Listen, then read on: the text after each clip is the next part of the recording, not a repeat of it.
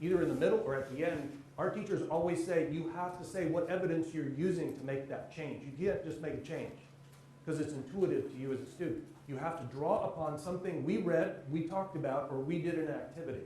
And that's got to be in there along with your explanation. So here's how we revise. Here is the initial model done at the junior level, the guy running up to the wall and doing the backflip. So this was done by one of the students. And you'll see we've got sticky notes there. So sticky notes are where kids revise, add, remove ideas, or they add a new question. In the middle of the units, where something like the sticky notes would happen, you don't want kids to take their initial model and erase anything. They hate that. Don't have them draw on top of their model with another color marker. They also hate that. Don't give them a brand new blank piece of paper. They hate that. What they do not mind at all is the sticky notes. So this is scaffolding over here. Scaffolding not only in the sense that we provide them with the 4 authentic ways that scientists revise models. Scientists either revise part of an idea, they add a new idea, they remove an idea, or they have a new question. That's what scientists do. I don't think they do more than those 4 things. So we want kids to do those 4 things. And then also to support literacy, we have sentence frames that are attached to each one of those, and we want kids to write full sentences on each sticky. You notice those stickies are filled with text. Those stickies do not have like a half a sentence or a phrase. They have full text on them. So we're pressing kids to write. So I'll tell you what the sticky is down here. I blew it up, but you probably can't read it. So in the middle of this unit, the teacher invited the assistant principal to come up and visit the class. And there was going to be a contest on that day. It was a race, a 40-yard dash out in the hallway. And they have a regular high school terrazzo floor. And they picked some speed demon young boy from the class. Can you race the assistant principal? He says, sure. And the assistant principal and he line up at the back end of the hallway, and the teacher says, wait, there's one rule in this race. Points to the boy, you have to take off your shoes. You can only run your stocking feet. Okay? So on go, the boy, as you might imagine, starts spinning like a cartoon character in place, almost falls down. The assistant principal, wearing his gym shoes, just runs down the hallway with no problem.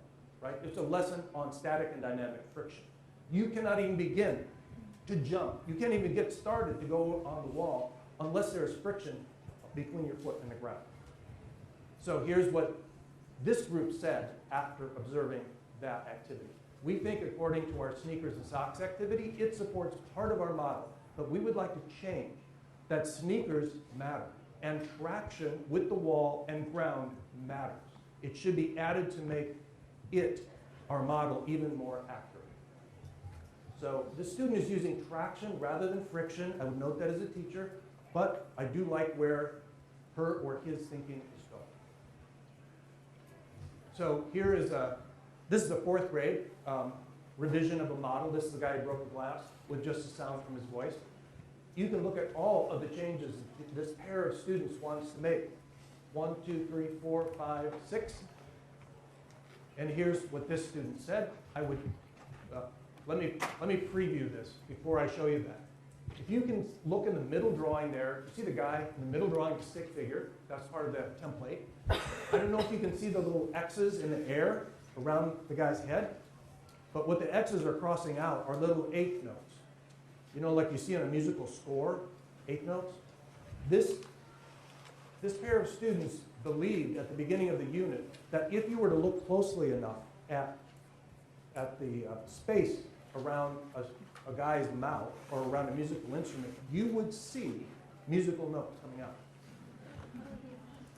I know I worked with a high school in Milwaukee where freshmen in high school believed that musical notes came out at the microscopic level from the bells of saxophones at 9th grade. This is 4th grade.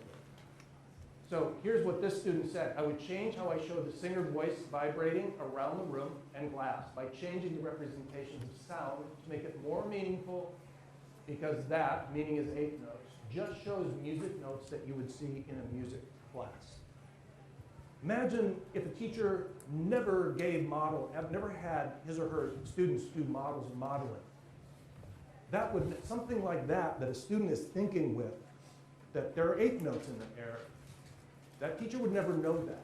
And that teacher could never operate on that or try to convince somebody that there are no eighth notes floating around in the air. So the last part of this is about templates.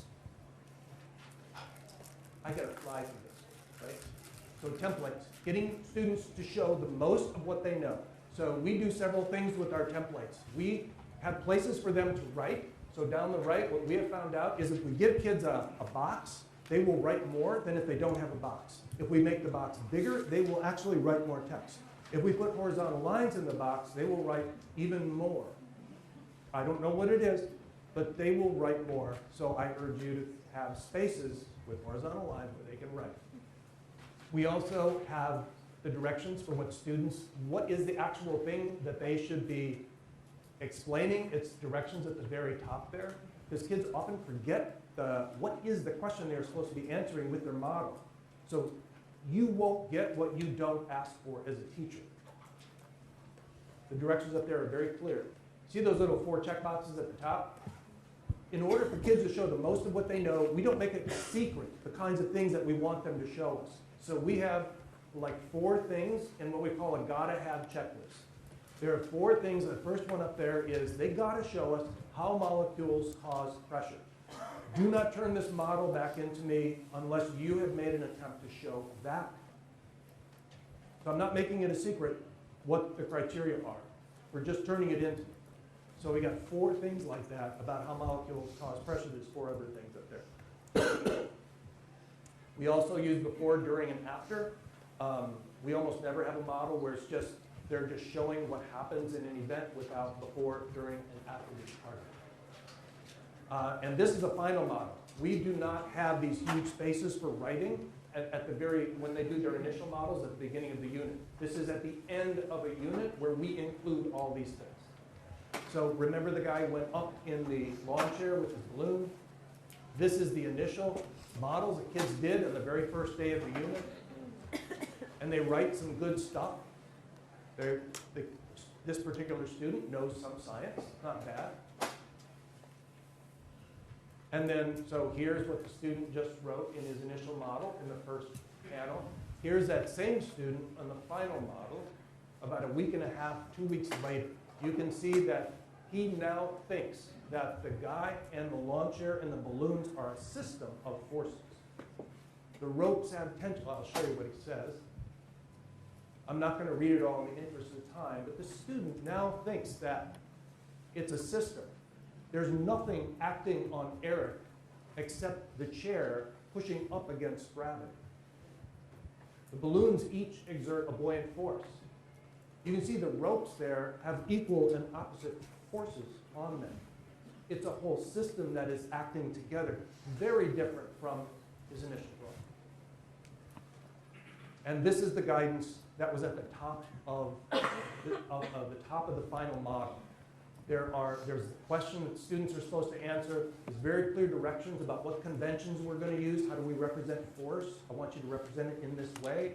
On the left, the teacher has got 4 things in the gotta have checklist. You've got to have these 4 things. And as the kids are working on their final model, the teacher goes around and says, I can't see this thing in your model. This is one of our points in the explanation checklist, like how forces cause changes in motion. I don't see that in your model. You've got to put that in there before you turn it in. And then there's a request for kids to use evidence.